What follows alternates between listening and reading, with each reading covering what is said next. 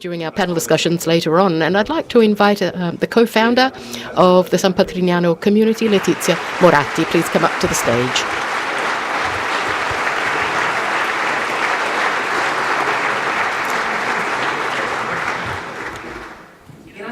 Thanks to everyone. Thank you all for being here in such large numbers. I always start by thanking the kids from San Patrignano because they've really made a massive effort to put together this event over the past couple of days, and thank you.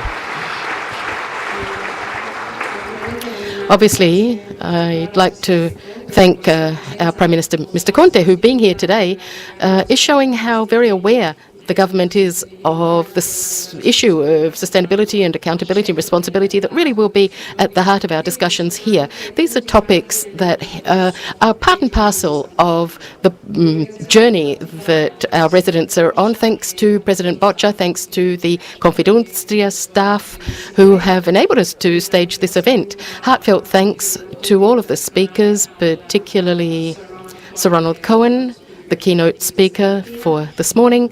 So thanks to the partners and to all those people who've made this event possible. So specifically Arantxa Gonzalez, who's a partner from the UN Partner Trade Center, and all the other project partners that came together last year at San Patrignano and are seeing it develop here today. So I think we're on the verge of massive changes, revolutionary economic changes, social changes. We're seeing climate change, changes that involve the whole world, industrial world, developing countries are all affected. And if you consider economic change and social change, I believe that even in terms of demography, even the developed countries, there's negative growth. Birth rates are down, population levels are down. So we're seeing a focus on whether pension systems can survive. By 2050, 84% of the population will be not working, no longer working, and with all the issues that entails. If we consider economic and social changes from another perspective, we can see that there's a massive gap between demand and supply for welfare services that in Italy has been estimated to account for 70 billion euros, not unlike figures in France and Germany, and even in the UK, 150 billion euros is the gap that we're talking about, and also the poverty levels in developed and in developing countries, and inequalities that are growing, and that is a source of concern. Growing inequalities are perhaps the most worrisome aspect of all. But then if you also look at climate change, doubtless we're all witnessing, unfortunately, biodiversity that's down 30% since 1970, and in August this year, we'll already have consumed natural resources that ought to have lasted us for the whole year. So we're eating into the natural resources of our own planet. So the challenges lying ahead of us are massive.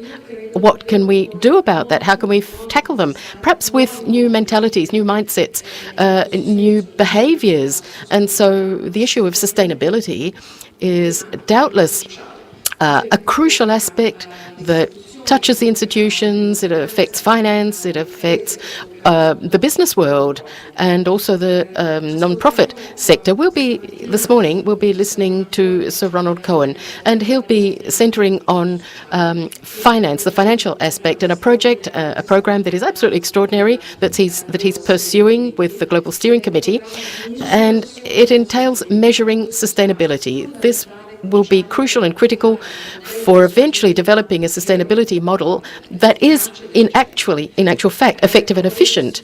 I mentioned the institutions, the world of finance and business. The institutions are certainly coming up to the plate, from the 2030 UN project, the 2060 African agreement, the climate agreement from Paris, and the avoidance of disposable plastic. So the institutions are certainly playing their part. But let's turn to finance. The world of finance is also committed, and Sir Ronald Cohen will mention this, I'm sure. We'll talk about it. But we're seeing more investments defined as socially responsible investments, accounting for $23 trillion so far, and that figure is growing. So certainly this is an area that we're seeing develop in building a more sustainable society. Now, going on to social impact bond, green bonds, etc. All of them are burgeoning. On the subject of business after finance, again, businesses are showing greater awareness of embedding sustainability targets into their missions, not just listed companies that have to do so by law, but even large organizations of various kinds. There's a whole cultural mindset that's moving in that direction. So I would say that ultimately we're looking at raising collective awareness on these subjects. Naturally, politics plays a major role. Politics has to drive change. And in that respect, I'd like to emphasize how very important this project is. It was started here in Patrignano last year. It's a project that was signed by Confindustria, San Patrignano, the For Impact Foundation, UN International Trade Center.